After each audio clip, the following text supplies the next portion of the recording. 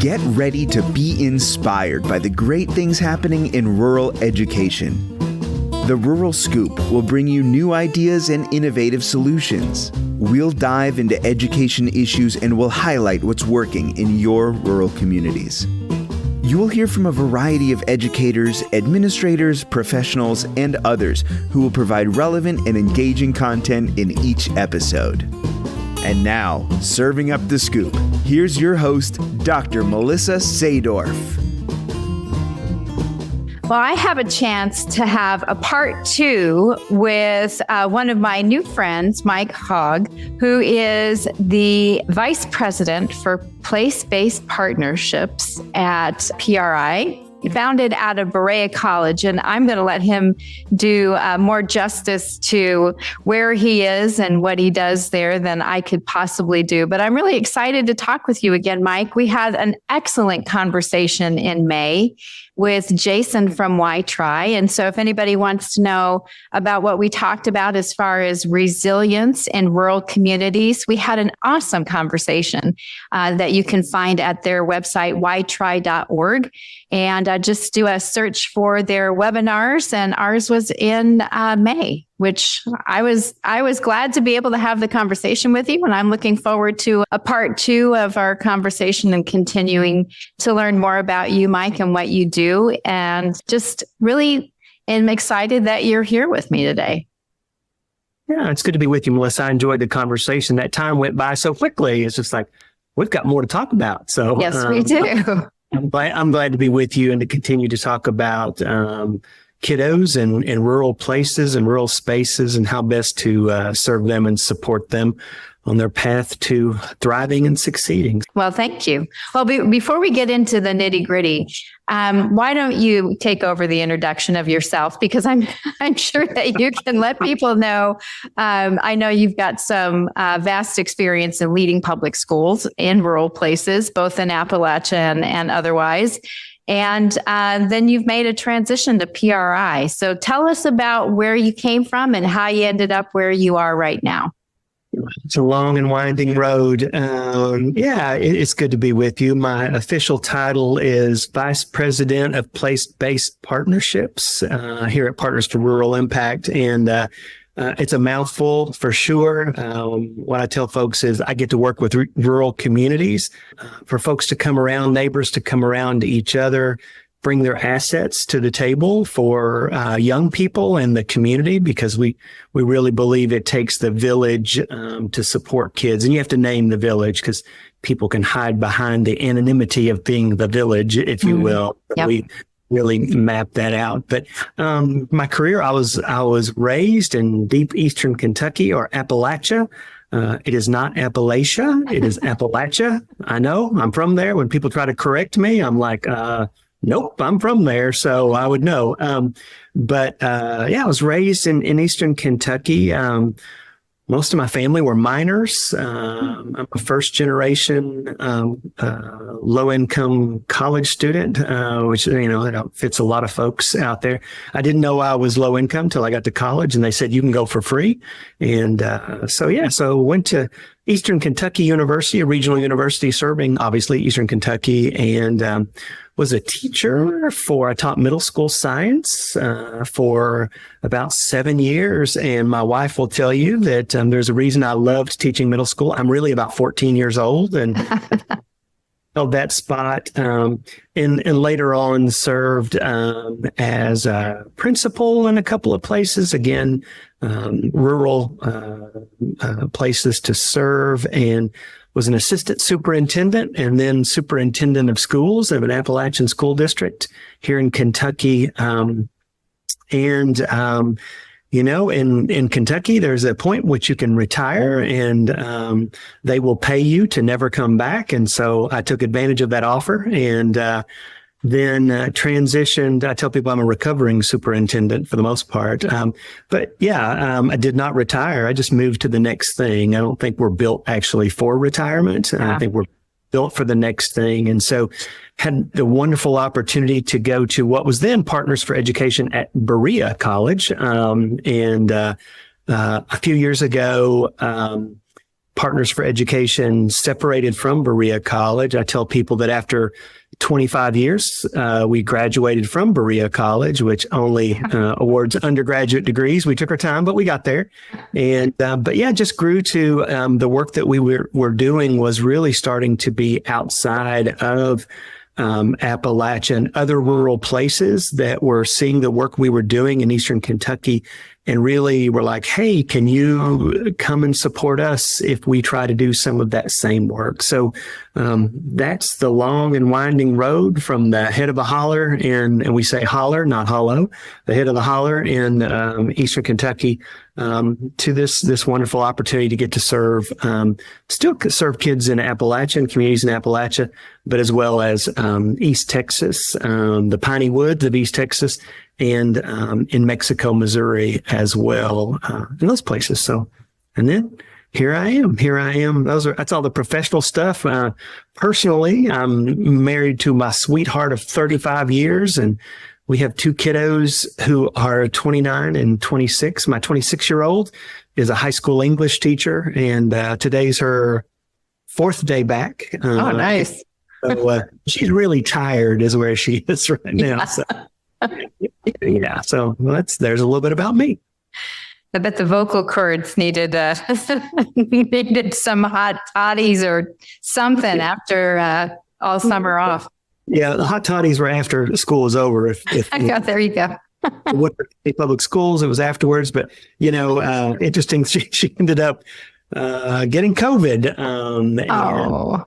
There you go. She's recovering very, very quickly. It's actually back in the classroom today, so she's good. She's good, but still with us at this point. So Fantastic. Well, in your work as vice president of those partnerships, what does a typical day look like for you? I mean, what kinds of things are you doing? Are you out in the field? Are you in front of your computer? Who do you interact with in your role as VP? yeah, so there are there is no typical day. Sounds like school. It's very much like school. And what I would say is in this particular role, we have executive directors in each of those place-based partnerships. So one of the things that I'm doing on a regular basis is being a thought partner and coaching and support of those folks as they're using the I call place-based partnership. Some people may connect it with collective impact better than, but really helping them think deeply and be strategic around mobilizing the community to support young people. And so, sometimes it's technical work, which is, who do we need to invite to a leadership table? Or it may be more adaptive work, like what are the effective ways that we can be communicating, who are the partners that need to be here, especially from from historically marginalized groups. And so a lot of coaching, connecting with partners. We also, so I have the three executive directors that are direct reports to me, as well as we have an associate vice president for programming. So we operate 36 grants, serving in each of those places. So the director of the VP for programs, his name's Eamon, Dr. Couch. I'll be meeting with him as well. Where are we on performance measures? How are we on budgets? All those. It feels very superintendent-y sometimes. Boy, does it? It's like multiple school districts in multiple states and things. And so, and then there's another person, Sherry Horner, who's also an associate vice president. And Sherry's shop is really evidence-based practices, our data and evaluation team, as well as our continuous improvement team. So those teams, those 5 teams work collaboratively and bring their resources to the table to support the kiddos in those places. So in Mexico, Missouri, which is a small town in Missouri, in that place, we have a full service community school grant serving those kids there, as well as a Perkins Innovation and Modernization grant and 2 AmeriCorps grants.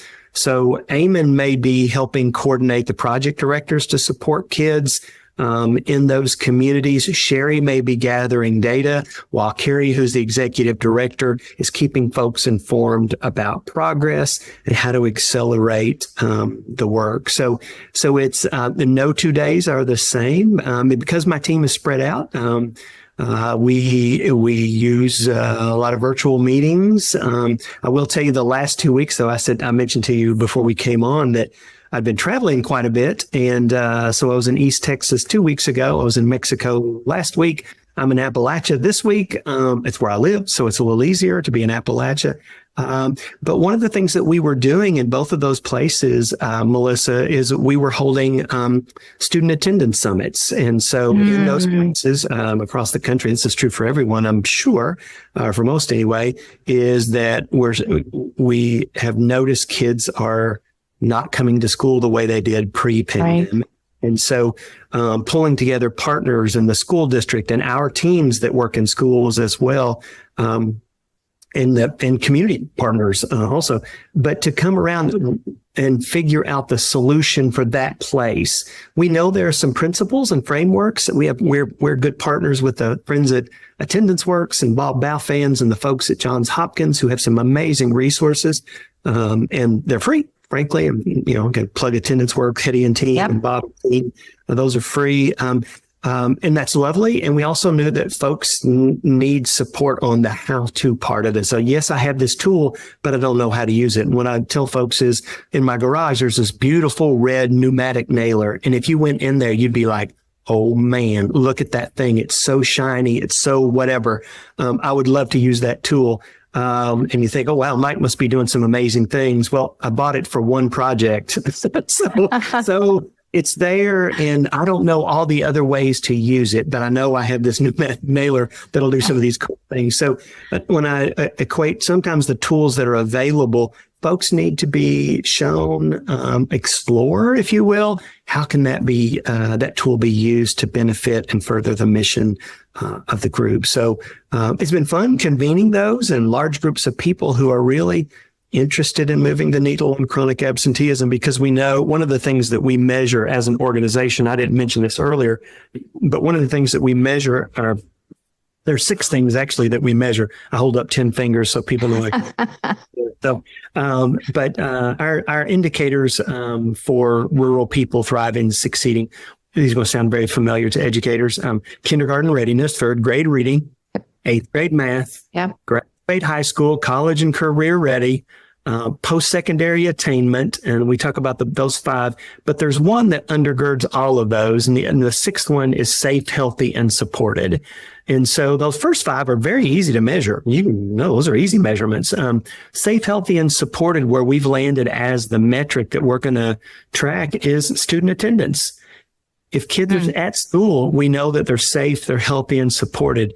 If they're not at school, we don't know that. We know that they're probably not safe, probably not healthy, and probably not supported, whether that's mental health, physical health, economic health, whatever the case may be in the home for that young person. So bedrock for us is students feeling like school is a safe place where they want to be, where there's engaging instruction. So there's all these layers to student attendance, and folks want to go. A lot of times folks want to go to the punitive. Well, we need to get more people in. True.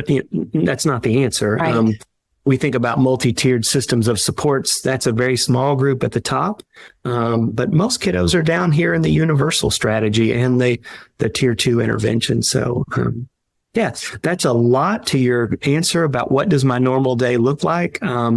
It involves travel, it involves convenings, it involves coaching, it involves tracking budgets and data and things like that will sound very familiar to you. Yes, absolutely. As you're right, as a retired superintendent who also the state of Arizona pays me not to show up to work either. I love that. It does. You've got a lot of moving parts. I want to pick apart some of the things that you just talked about, Mike, because I think those are really good places to launch some more conversation from. And the first is really about place-based partnerships. You use that term. Can you explain for people that might not, or collective impact for that matter, because they could be the same thing, but it really is essential to the work that you're doing at PRI. And it's essential for successful rural communities when they're really gathered together around an issue. So can you explain for the people in the room that might not have an understanding or dealt with it, what place-based partnerships are? Yeah, I'm happy to do that. I think the language in the field is shifting a little bit to place-based partnerships instead of collective impact. Legacy language, whatever, the connotations that go with it. So I think that, there is this shift in the language, but some people will connect with, collective impact. I'm familiar with that. Mm-hmm. But in its simplest form, it's the community deciding they want something different. And they come together and bring their assets, bring their hopes, their aspirations, their challenges as well, and say, basically, where are we right now as a place-based partnership? Where are we right now? And a lot of our meetings, most of our meetings start with a data walk. Okay. So we have data all over the place, and many folks will be familiar with that process. We have to know where we are, and we have to face the reality of data. And we will always say this: all data is bad data. All right. Best available data. It was a snapshot in time. It is not perfect. It was never perfect. And so, my grandma used to say, and when we talk about bad data, if you're waiting for all the stoplights to turn green before you go to town, you're never going. Because there'll be people that want the perfect data before they can make a decision. What's really funny about that is we had no stoplights where I grew up. Like, there were no stoplights. But my grandma would say, Michael, honey, if you're waiting for all the stoplights to turn green, we'll go to town. Never gonna get there. I was like, I don't even know where she got that. But anyway, but we talk about that with data, is we can't wait on the perfect data. So in the place-based partnership, there's this acknowledgement of where we are. We have to know where we are. The next step in that is, what do we really want, in our case, for young people? What does the ideal look like? If every young person is thriving and succeeding, what does that look like? What are you hearing? What are you seeing at the grocery store? What are you seeing on the interstate? What are all these things that we would be seeing in our community if all young people were thriving and succeeding? So we explore that as a group. The next conversation is really the fun one. It's one I enjoy. I enjoy the dreaming part of it, but then we go to, what will it take? What will it take? And the thing is about that, what will it take is we say from the village, this is where we name the village. What's it going to take from the faith-based community? What's it going to take from the school system? What's it going to take from any governmental support that is there? Whatever that is in your community, there is some governmental support of some kind.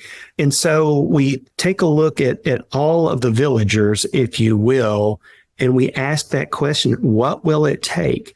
And we acknowledge the school system cannot, parents, obviously, students are part of this. We do not, students, the residents are all part of this. We don't just go, we're going to bring in the power players here. Really, no, we invite everybody. We invite folks to be part of it. We call them community conversations, is what we call them, and things. And they're really listening sessions, listening to each other.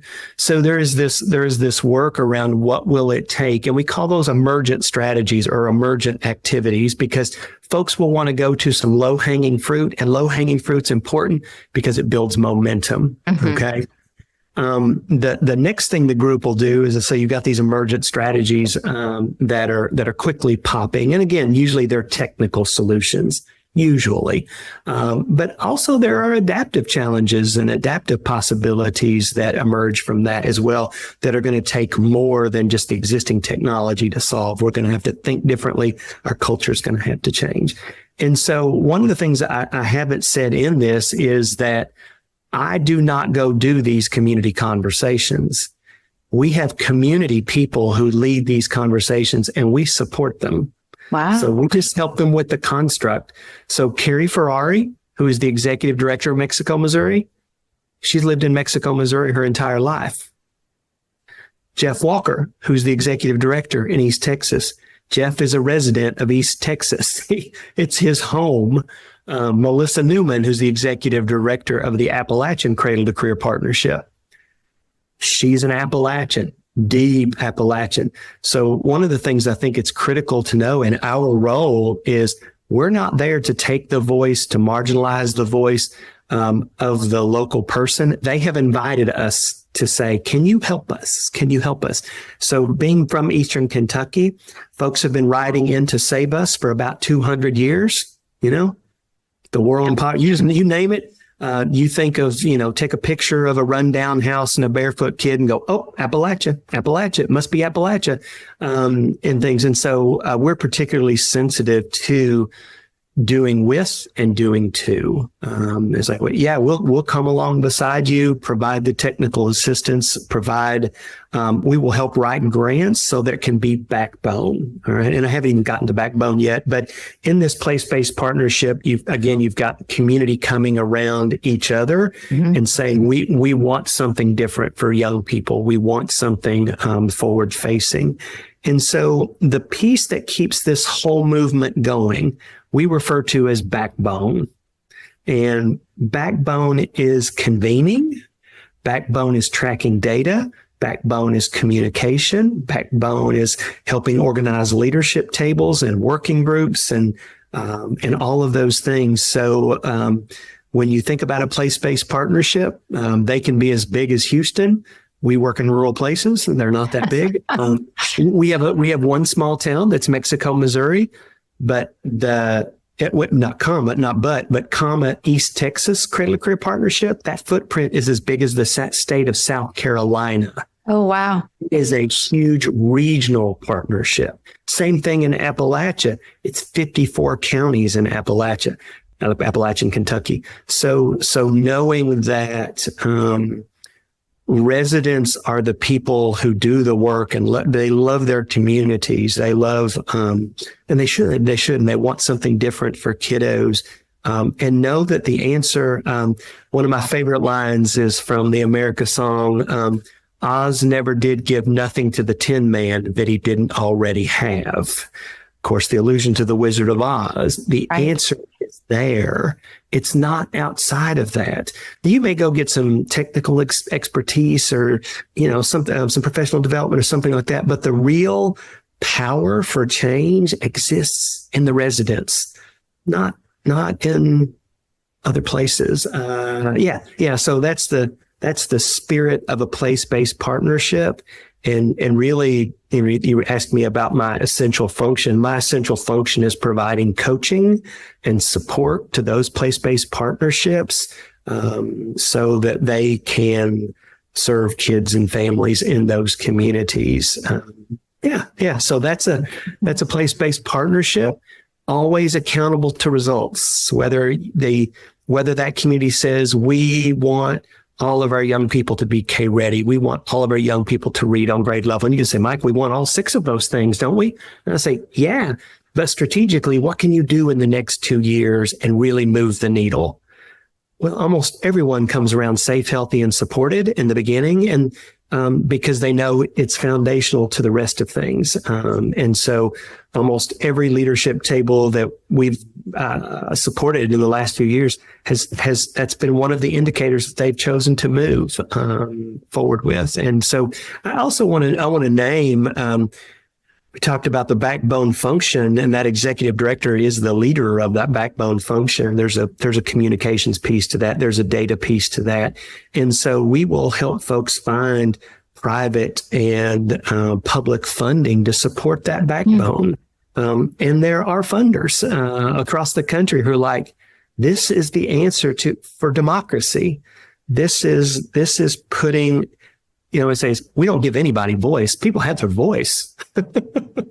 Can we make it quiet enough for the voice to be amplified, if you will? Does that make sense? Yep, yeah. Absolutely. Yeah. That's the Cradle to Career partnership, I think, is unique to PRI. You really have made a significant impact in those partnership areas around Cradle to Career. What are some of the successes that have come out of those and some of the learnings? Because I'm sure that, there were starts and stops along the way. And so, you learn from all experiences, not just the successful ones, but talk a little bit about what has worked, and then some of those learnings. Yeah, so I'll come back to what was working here. In early 2020, I thought we were about to have a 60 minutes moment. You know what I mean by 60 minutes moment? You're shaking your head. Yep. Knox County, place of persistent poverty. We had a promised neighborhood there, a federal promised neighborhood grant, and some folks will be familiar with that grant. It's a substantial grant, and it is built on the place-based partnership principles of people coming together. Yes, there are resources. Yes, there's a backbone. And in the promised neighborhood, you're working on all 6 indicators at the same time with an incredible level of resources. Knox County, which historically, and Knox County, when I say Knox County, it's actually 3 school districts. So don't go, oh, just one school district. Nope, 3 school districts that were in that promised neighborhood. And so student attendance was above the state average, K readiness above the state average, 8th grade math above the state average. I mean, all of these places, these data points were trending up and to the right. And I'm talking about not just a 1 year, but we were on year 3. And I was like, oh my, year 1 to 2, you're kind of like, yeah, well, you expect something. 2 to 3, you're like, there's no implementation dip here, people. It is continuing up and to the right. So we're crazy excited to be talking with partners at the federal government, local policy makers. This is working. This is working. When you say, what was it that was working, Mike? One thing to know about the Promised Neighborhood, the model that we were implementing is it was based on the community school model, where there was a school coordinator in each of the schools, and that school coordinator was working on, I call them 4 buckets of work, but they were working hard on family engagement. They were working hard on wraparound services. They were working hard on extended learning opportunities for young people. And then the 4th big bucket was really around that distributed leadership piece. And some of that distributed leadership was frankly, around chronic absenteeism, because those 3 school districts had pretty low attendance. And so that distributed leadership was really building systems and structures and culture of attending school. So working on that school culture piece. And so, everything is up and to the right. And we're just, all metrics. Of course, we know what happened in 20. Yeah. So our community school model embedded within the Promised Neighborhood and these systems of supports was working so well. Our school districts were full of trust with us, strong engagement of community, chambers of commerce. And you say, well, wait a minute, Chamber of Commerce at a rural place? Yeah, they're usually regional. Yeah, but they're still there. The business community and the faith-based community as well, and things. So a learning was the fragility of our kids and families. As quickly as it went up, it dropped twice as fast. Wow. And it was, and so you asked me, what's a learning, Mike? A learning is, for me, one of the learnings from that in particular is that we can make a difference if we align our efforts. When we're in high action, high alignment, amazing things can happen when we're in a space of abundance. We're not trying to compete for the same thing, except we're competing for kids being successful. So the learning was that high action, high alignment gets results.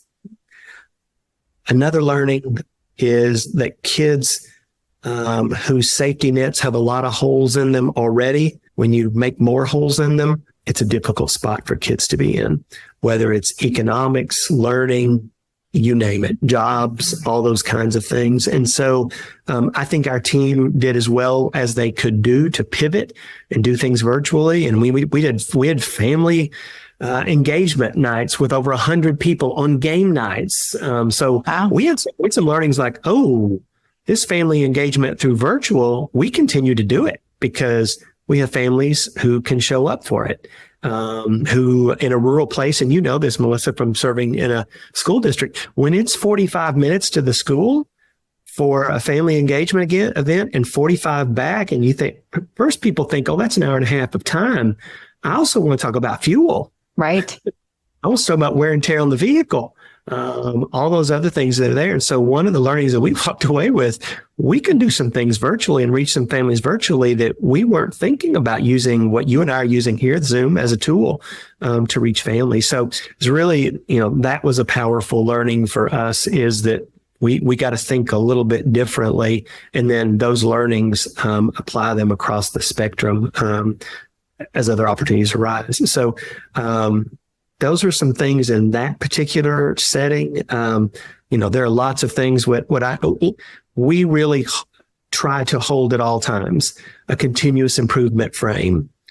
If we keep doing what we've done, we'll get what we've got, and that's not enough. And so I have an appetite for risk. Our director of operations swallows hard when I say that. Like, how much risk have you got an appetite for? I was like, well, I got a pretty good appetite because I know our people are being calculated in those risks. They're not being willy-nilly.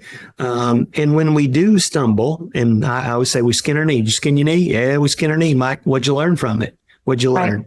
We'll say, what did we learn? I'll say, just remember, it's a bruise, not a tattoo. It'll heal. We'll move on.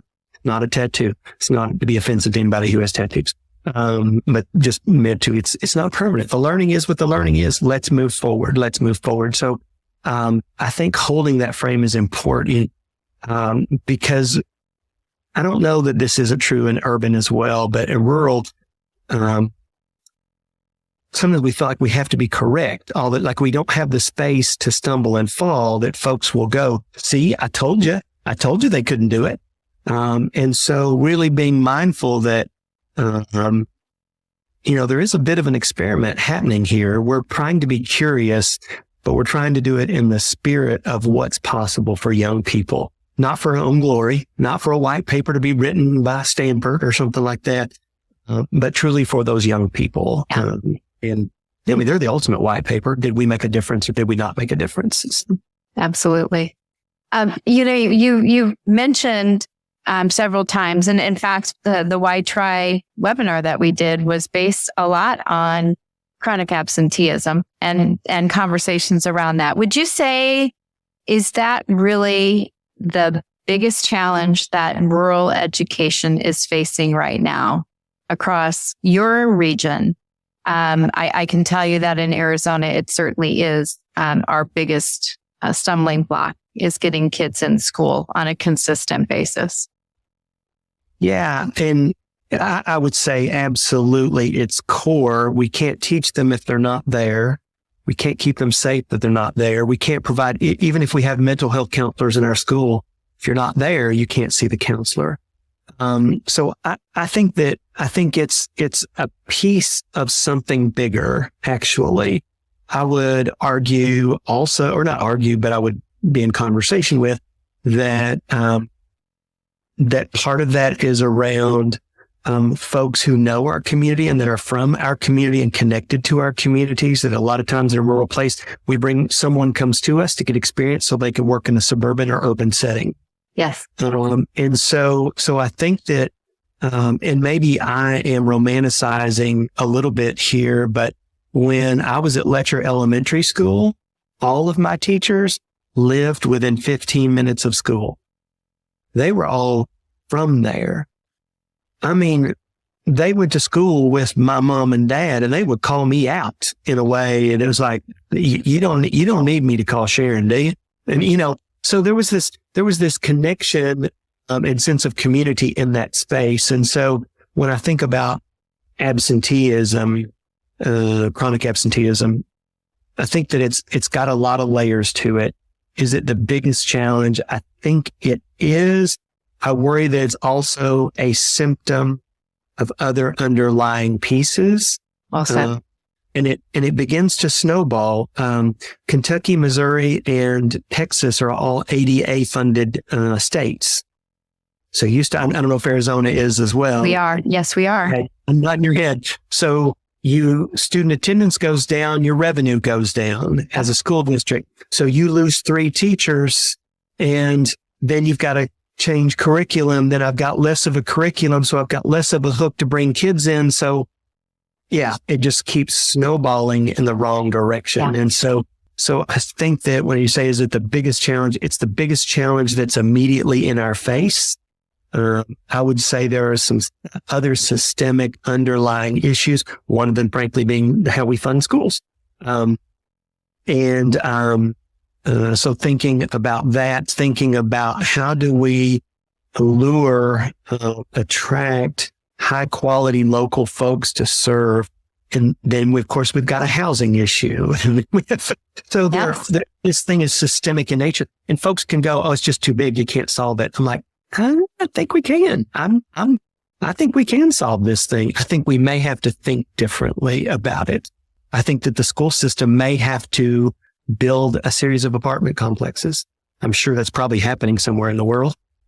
A school system may have to think differently about what it offers young teachers, what it offers in particular to local folks to go. So I think that there are a lot of things there to tackle that are from a policy standpoint. But yes, in the immediate, what's in our face kind of things, I would say it's chronic absenteeism across the board. And now a word from our awesome sponsor, Left Sheets. Over 1 million kids in the USA do not have a bed to call their own. They sleep on couches, cushions, even directly on the floor. This, of course, leads to poor behavior, focus, school performance, and more. But Left Sheets is on a mission to change this. For every set of sheets sold, they donate a set to organizations building beds for kids. Left Sheets all get 5-star reviews. They're soft and breathable, moisture wicking and cooling, stain resistant and hypoallergenic, and they are half the cost of designer brands and even more comfortable. Plus, standard shipping is always free, and your satisfaction is 100% guaranteed. So the next time you need sheets, think love. Think of our sponsor, Left Sheets. Use coupon code RURALSCOOP at checkout for 15% off your order, and sleep well knowing you've helped a kid sleep well too. That's offer code RURALSCOOP at LUFF.com. So, Mike, we hear a lot about equity in education, and that is certainly an issue not just in rural spaces, but in all spaces. But it's a little bit more nuanced in a rural space. It's harder to tackle. How does PRI work to ensure that all students, regardless of their background or where they're living, have access to a quality education? How are you partnering with your place-based partnerships to ensure that educational equity piece that they're able to enjoy? Yeah, I think that first and foremost is you have to take a look at data.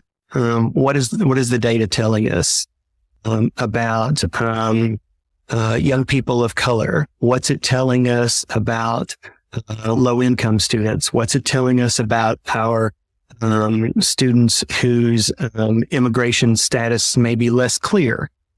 And so I think that you have to take a look at those students in those subgroups. That's one way to do it. Mm-hmm. But you've got to be carefully. Obviously, we can't be putting names of students and FERPA violations and things like that. But you have to take a look at the data, because I think the data drives us back to the real lived experience of young people.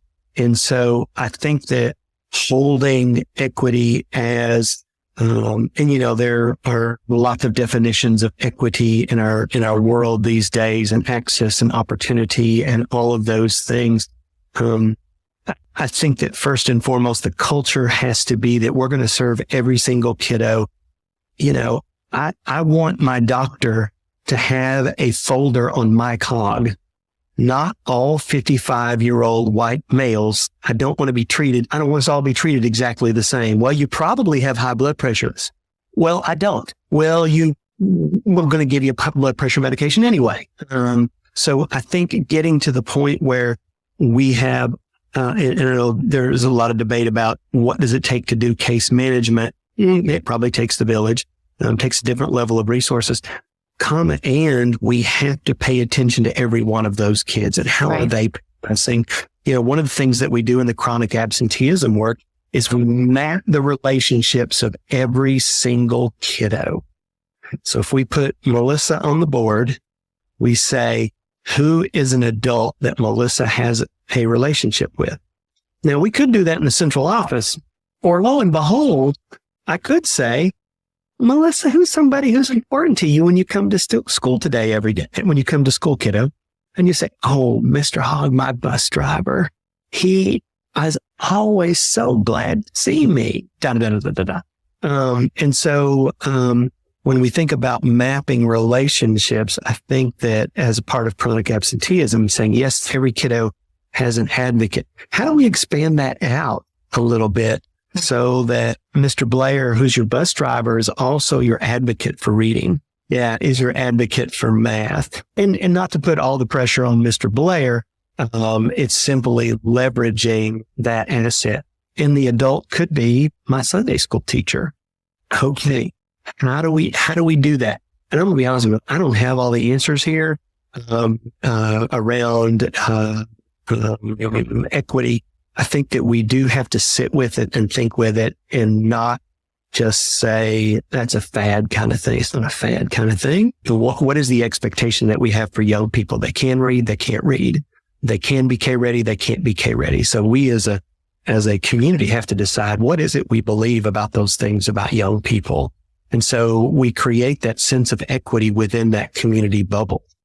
And so if, a leader thinks that trailer trash Mike Hogg that he comes from over there, he ain't got a chance. Ain't no reason to take him to a college visit at Northern Arizona University in Flagstaff because he ain't going anyway. That's a community expectation from an equity standpoint that has already limited me and limited opportunity, limited access. So I think we really have to think hard as a community. I think there are also other considerations. One of those obviously being, do we have a highly qualified teacher in front of that young person to teach reading who has every tool that they need? Do we have that? Do they have support? Is the school adequately funded? What a low bar. Adequately, whatever that adequate means. Funded. Is it funded for success or is it funded minimally? You get what you pay for, my friends. You get what you pay for. So, so I think about equity living on so many levels and asking the questions, why are these kids succeeding? Why are these kids not succeeding? Always in that space. Do these kids have opportunity? Yes or no? If not, what do we need to do for them to increase access to opportunity? So I think that's a really large answer to your question. It's a large question, and it's certainly not one that's easily answered. And there are a lot of things to think about, as you so eloquently said. Yeah, a lot of things to think about. So one of the things that you mentioned was kindergarten readiness. And I know that PRI does a lot around early education and the importance of having those things available to students in those rural communities. Why for the uneducated that might be listening around the importance of early education, why is it important to have access to those services? If you're tuned into this podcast and you can't answer this question, okay, so this is a softball. I appreciate the softball. I was going to say, I appreciate the softball. Yeah, we know you get kids off on the right foot. That persists through. And so, what's interesting, we talk about K readiness. It lets the schools off the hook. Oh, thank goodness. I get off the hook for this one. I can't get off the hook for third grade reading, high school graduation, all those other things. One of the lovely things about working with kids, especially young kids, folks will come around young kids. It's just like right, blue, red, purple, green, orange, whatever. The folks will come around kids, and so we know, and we say cradle to career. Some of it's prenatal. We know that there's work. We're doing work in Middlesboro and Knott County and some other of our communities. That's actually prenatal work, and things. We'll get you hooked up with books and parenting skills and all these kinds of things in a prenatal setting so that young person can come into the world, with opportunity and access immediately. And so, getting off on the right foot, and in terms of an investment, I used to know this number off the top of my head, but, every $1 spent on early childhood 3 times that for remediation down the road. So it's a beautiful investment that pays dividends to our communities, our society, all those kinds of things. If we're having to do less tier 3 intervention for academics, then that can be poured into deepening, enriching the curriculum, more field trips, more technology, more opportunities to learn at a deeper level and things. So think about, there's always going to be need to some tier 3. If we can reduce that and redirect those funds into a stronger core instructional program. Wow. Yeah. So I think back to that early learning piece. And that's a space where if it's a private daycare, if it's the preschool that's run by the school system, in Kentucky, a lot of our school districts, where I was superintendent, we had our own preschool for 3 and 4 year olds, and things. And so, I think about that importance of giving those kids, we're all running a race. Let's do everything we can to get everybody at the start line, to give them a fair shot out the gate. What we know right now, there are some kiddos who are going to start now and some who are going to start 3 seconds from now. Mm-hmm. That's right. Yeah. They're going to start, some are going to start 10 seconds from now, but they're all going to be expected to be on grade level by 3rd grade or 8th grade or whatever. And so, I used to use the example that we're going to California, me and you are, and, you got a Corvette and I got a bicycle. I may get there. Man, is it going to take me a long time. You, on the other hand, could have had multiple trips by the time. So you got there and you had all these other enriching experiences as well. I was just trying to get to this one spot. And so, not necessarily that I always need to be where you are, but let's make that as reasonable and equitable as we can out the gate. And we know there are things that we can do to make that happen. And I would call on partners like Waterford, who are doing a great job, Save the Children, who's doing a great job, lots of other national providers in that early childhood space who are doing really important and good work in rural spaces and things. So, yeah. Just getting kids off, ready to go, ready to come to school and learn and be prepared, be K-ready, if you will. Yeah. So, Mike, I'm going to shift a little bit here. One of the things that I do in my work with the Arizona Rural Schools Association is advocacy, whether it's at the state level or at the federal level, even, the local level too. Of course, there's politics everywhere.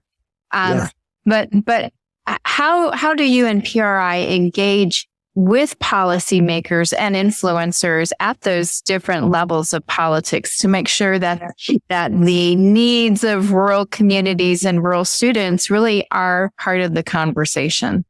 Yeah, that's a great question and lovely timing. One of our other vice presidents who's over the policy team, Shane Garber, Shane was in the White House last week. Oh, exciting. With other place-based partnership partners, if you will. And advocating for rural right there and being at the table with the federal administration, making sure that we're heard. I'll give you a lovely example of our advocacy over time, and we're not the only one. So in advocacy, if you want to go fast, go alone. If you want to go far, go together. So we tend to go together on national policy with partners like the Harlem Children's Zone, the William Julius Wilson Institute. I'll strive together. Some of the other folks who are steeped into the place-based partnership work. But a lovely example was in the full service community school grant, federal grant. There's now a rural set aside. So, advocating for the fact that, hey, we don't have the grant writers that Houston ISD has, or the Chicago Public Schools, or New York Public Schools, New York City Public Schools. So, but we're just as important. I would argue, I think all kids are important. When it comes to philanthropy, of every $1 given in philanthropy, 10 cents goes to rural. Right. 10 cents. Yet somewhere around 28.5% of all kids live in rural spaces. So, so So I would just say that there are those larger policy pushes. And then at the local level, and give me a great example in Mexico, Missouri is the local YMCA. There's a part of town that's historically underserved and marginalized, and we're having some transportation challenges getting to some extracurricular activities that were happening in the community after school. And so the YMCA says to this group, hey, we have 2 vans, 16 passenger vans that we can't get drivers for anyway, that just sit here in our parking lot most of the time. If you can get drivers, it's already insured. So go ahead and use them. So, you think about, this federal set aside for rural. That's lovely. In a smaller community, here's a partner saying to another partner, use our vans. Yeah. You get a driver, you can use the vans. All good. That to me is a huge policy win for that kiddo that now can go to and take advantage of, a music class or an acting class or whatever the course might be or the experience might be for them to participate. Whereas before, transportation was an issue. And for those of you who don't know, in rural places, there usually is not public transportation. I think it so happens in this community, the same way, a very rural community, rural small town. And so partners helping partners. So that's an example of a policy win that I think is significant for young people directly. They may not notice the rural set aside for full service. They may not recognize being served by it. But yeah, those kinds of things where we elevate the rural voice. Sometimes I think right now is a sexy time to be rural. People want to talk about us right now. So true. Oh, rural, So, we didn't want to talk about you for a long time. And now you may be important after all. So I think we have this moment in time. It's important that we may have to bring our own chair to the table, but we got to show up at the table. Because of course we know if you're not at the table, you're on the menu. That's exactly. Yeah. You're not at the table, you're on the menu. And for a long time, rural's been on the menu. So yeah. Yeah, I agree. It's nice to see that there's more effort to get rural voices at the room, whether or not they bring their own chair. We're getting into those rooms that we really need to be a part of those conversations in. So, future goals. You mentioned that PRI is always in continuous improvement, and so talk a little bit about what's next. I mean, in the next 2 to 3 to 5 years, what are you looking ahead to tackle? What are the concerns that you're trying to bring to the table again and solve? But what does it look like for PRI within the next 5 years? Yeah, and I'll speak to this from my lens. Dreama Gentry will probably have a different lens than I will. Sure. I want to name my lens in that. And I will say, I think Dreama would absolutely align with me on continuing to work in spaces, whether it's technical assistance or programming or place-based partnerships, to ensure more young people are thriving and succeeding, that we're louder and unabashedly unapologetic for walking into the room and smacking the door on the back of it and say, here we are. So, you slide to the left, you slide to the right. I'm coming with a big chair. So I think it continuing to, as rural communities, continue to seek our support, that we do it and do it well with and ever to, that we continue to advocate for policy that, I don't want to say advantages rural, but just acknowledges rural. Something that's, don't advantage us, just acknowledge us that we are here. And things. So, I think those are some of the that we activate partners, as well, because there's no way PRI can do all the work themselves, but there are powerful partners, who I think, are being activated and will continue to be activated. So I think about PRI on that level over the next 5 years. More rural young people are thriving and succeeding. I think from my seat, our team has grown so quickly. Mexico is less than a year old as a place-based partnership. East Texas is just over a year old. Appalachia is about 24 years old. So really thinking about doing quality work and doing work that is respectful to community, to not go too fast. And I say to the team all the time, let's go slow now so we can go fast later. If we go fast now, we have to back all the way out that road and go down another road. So let's do this well in a spirit of trust building, in a spirit of relationship building, because we can only go with the speed of trust. I mean, our partners, we have to build that trust, and there's no cutting line like at Disney. You can buy that pass to go around. There is no trust pass. You build it, you earn it by doing the work and grinding every day. And so really from my perspective is that building relationships, acquiring resources to help communities to support them. We don't help them. They do it themselves, to support them as they have this dream and actualize this dream for the young people in their communities. So 5 years from now, more kids are successful in things and are thriving and succeeding. I love it when young people go back to their rural communities, and I don't ever want to restrict a kid who says, New York just speaks to me. I'm not that kid.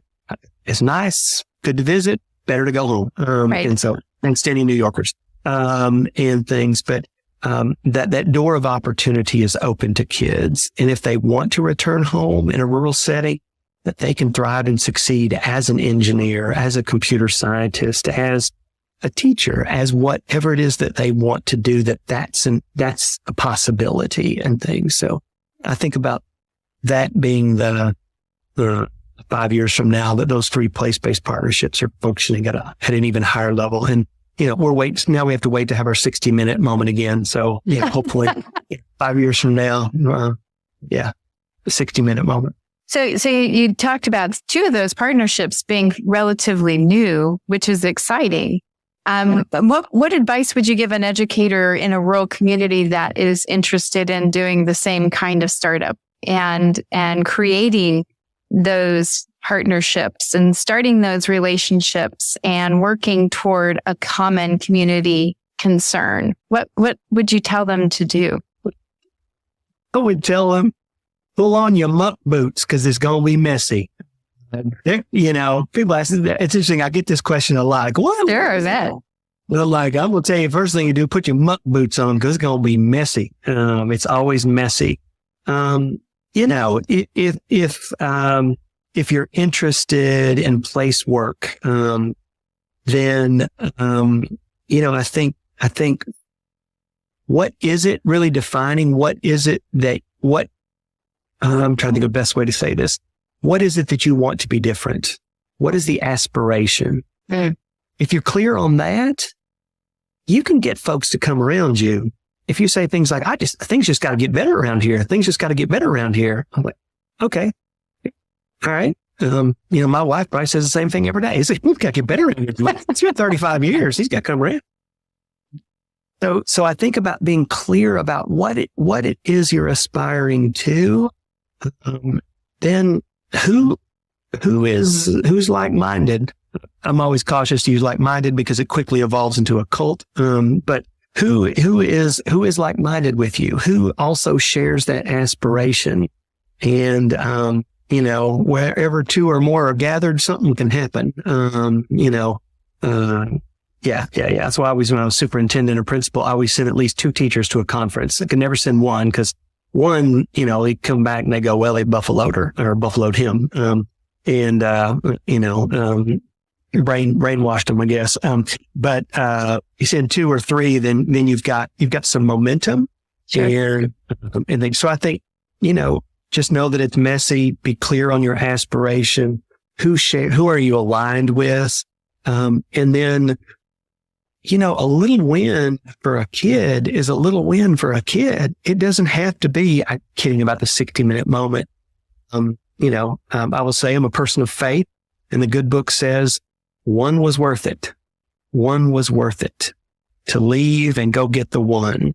And so I think about that is if one kid benefits, it's really enough. Sure. It's really enough. And that's hard when we go, oh, but a funder wants to see 150,000. It's like, okay, I know they do. If this kid is better off, then okay, all right. Everything else is gravy. Everything else is gravy. Yeah. So my last question for you, and it's one that I ask all of my guests. So what does the term rural advantage mean to you? Wow, rural advantage. Relationships to the place. I mean, I live in a place where I'm going to run into somebody that looks like me because of DNA. It's going to be scary. It's going to be scary. Yeah, I think about the relationships that go back 80 years, 90 years. People that knew my great grandfather, Saul Blair, who apparently was a storyteller. I never met him. He died before I was born. So there's this living piece that's there, that he's alive in someone else's memory, and they've shared that memory with me. To me, that's a rural advantage. Affection is another rural advantage. I have great affection for Appalachia. I will be laid to rest in the mountains of Eastern Kentucky. I know exactly where the hill on Judy Branch. I know exactly where it's going to be. And my ancestors are there as well. So I think about this affection for place, the trees, the creek, the mountains that I continue. I know at my age, I probably ought to quit that stuff, but I love to be in the woods. I love to hike in the mountains. And so I think about the rural advantage for me is that affection for place, the relationships of the place, and that you can say, well, you can go to a museum. I'm like, are you kidding me? If I run up Blair Bridge, they'll tell me about my great grandfather, Saul Blair. You know, those guys are in their late 80s now, but they remembered my grandfather when they were young men, and he had a country store. You know, that's an advantage that I am part of something that I cannot be extricated from. Does that make sense? Oh, it does. Absolutely. It's beautiful. It's one of the best answers I've heard. Well, thank you. Well, thanks for spending some time with me today. I really enjoyed getting a chance to know more about your work and what you're doing with PRI. And it was exciting to be able to talk with you a second time. Well, maybe let's make it a third. Sure. I'm happy to do that. As my granny would say, I could fill an onion sack. So you figure out what that means. You know, an onion sack has a lot of holes in it. So it's been a treat to be in conversation with somebody who advocates for rural, the way we advocate for rural, Melissa. So thank you for all the good you're doing, have done, and will do in your, not your retirement, but your next adventure. So, well, thank you very much. Thank you so much for listening to The Rural Scoop. Please be sure to rate, review, and subscribe, or even leave us a comment. And be sure to follow on Twitter at Dr. Sadorf. That's Dr_SADORF, so that you never miss a new release. You can also check out previous episodes of The Scoop wherever you get your podcasts. Production support for The Rural Scoop is provided by Chattanooga Podcast Studios. Find out more at ChattanoogaPodcastStudios.com. See you next time for more great discussions about rural education.